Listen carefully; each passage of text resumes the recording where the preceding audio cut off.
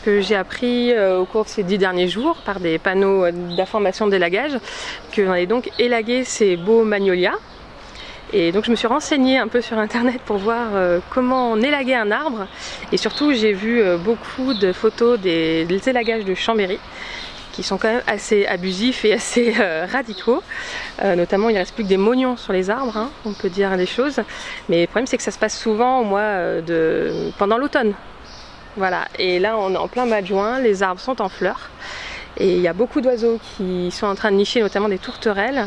Et du jour au lendemain, à la demande d'une personne qui a donc des problèmes de fientes sur son balcon, la mairie a agi pour élaguer ces arbres. Là, on est dans un square, il y a des magnolias. Pourquoi c'est important de ne pas élaguer? Parce que élaguer, ça paraît quelque chose d'un peu normal, peut-être même sain pour les arbres. Ben, c'est important pour plusieurs raisons. Déjà, c'est important parce que il s'agit d'un alignement d'arbres qui est protégé par le L350-3 du Code de l'environnement, où il est dit noir sur blanc qu'on n'a pas le droit d'en modifier l'aspect, donc c'est-à-dire qu'il n'est pas question de les tailler. Et en plus de ça, on est dans une période de nidification des oiseaux, ce qui fait que en théorie, on ne doit même pas tailler les haies, et d'autant plus les arbres. Mais c'est aussi important de ne pas les toucher dans la mesure où, comme vous avez pu le constater, ils sont en pleine floraison. Ils font des fleurs et tout, et puis on est au mois de juin, hein, bientôt. Hein.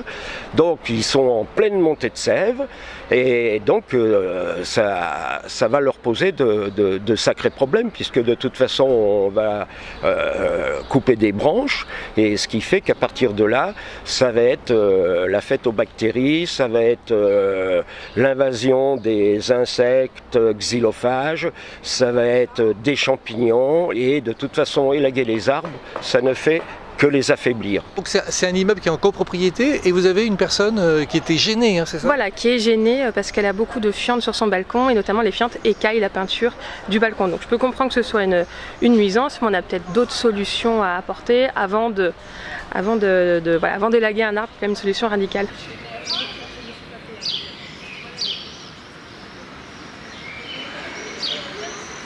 Les magnolias qui sont devant ce bâtiment et qui représentent en fait un petit square, un îlot de verdure, on va dire, au centre-ville. On commence à le faire quand même. Mais comme on dit qu'il ne faut plus de voitures en ville,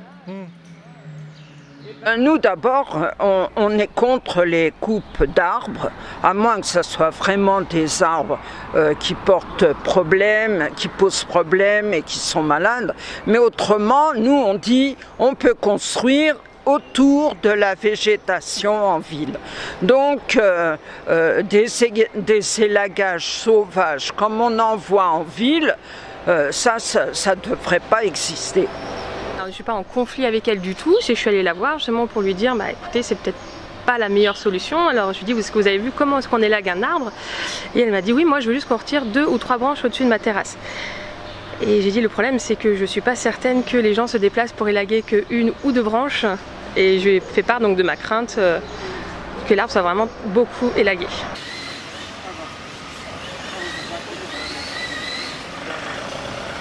Ah ouais, ça va bien se passer.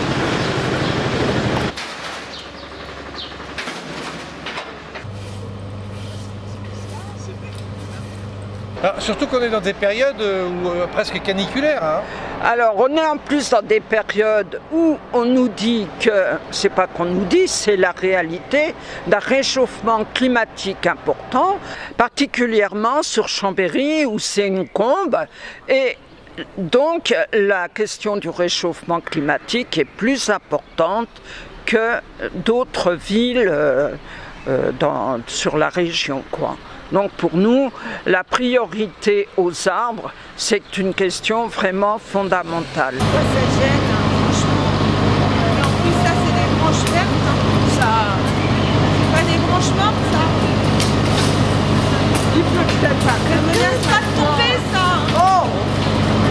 Attends. Ça menace pas de tomber, ça. Faut pas nous prendre pour des cons.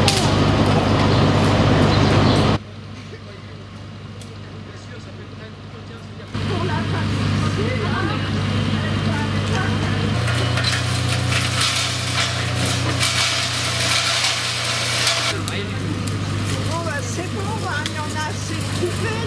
Il va falloir qu'il puise dans ses réserves pour refaire des petites branches et ainsi de suite. Et du coup, c'est une pratique du 19e siècle qui avait pour but de réduire la masse foliaire des arbres pour des raisons d'esthétique, hein, comme on voit à Versailles, hein, des arbres en forme de pyramide, de carré, de rond, de je ne sais pas trop quoi.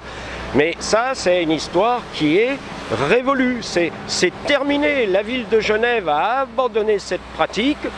Il est donc temps que la ville de Chambéry et plein d'autres villes en France le fassent, et même que la France entière arrête ce genre d'aberration.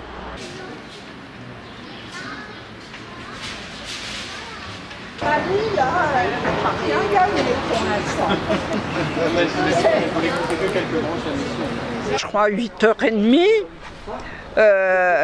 les employés de la ville des espaces verts sont partis, ont quitté la rue du Macornet sous la pression parce que leur travail pour eux n'est pas terminé.